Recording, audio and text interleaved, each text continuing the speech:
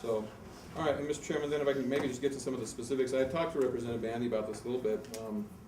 You know, if we're really trying to do, I think, this job, if you look at subsection C on pages 2 and 3, this is language that would establish the federal court jurisdiction, subject matter jurisdiction,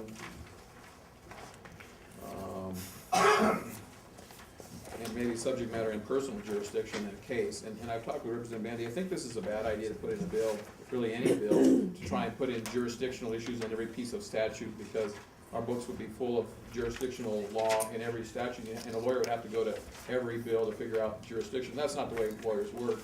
All of our jurisdictional law is in one place and for all cases.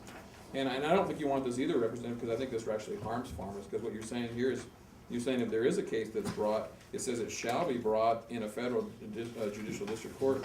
You know, farmer may not want to be in federal court. Your last bill was talking about the evils of the federal system and states' rights, but your bill would require that case to be brought in federal court, and you know, that may not be the proper form or jurisdiction. So I really do think that subsection C should be taken out, and I've discussed that with you at some length, and I just don't think I think it harms farmers, frankly, quite a bit. And I think it's inconsistent with the way that laws are generally written. We don't put jurisdictional law in statutes. And so, Mr. Chairman, you know, I would, as a first matter, move that we strike subsection C. And I don't know whether that remains a friendly amendment, Representative, or not. Well, let's go on and see. Okay, all right. Well, what do you think? Do you take it as a friendly amendment? You know, the drafter that we used to talk about it, he said that he understood federal patent law and that this was consistent with federal patent law, and that's why it's in there, and I'm just going to stay there, but we can certainly vote on it. Okay.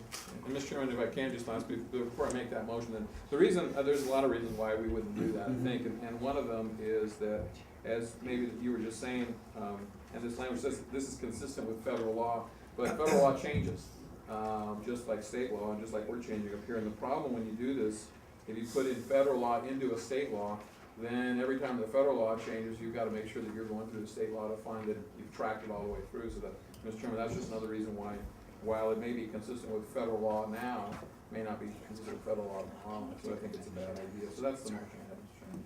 I'll second that.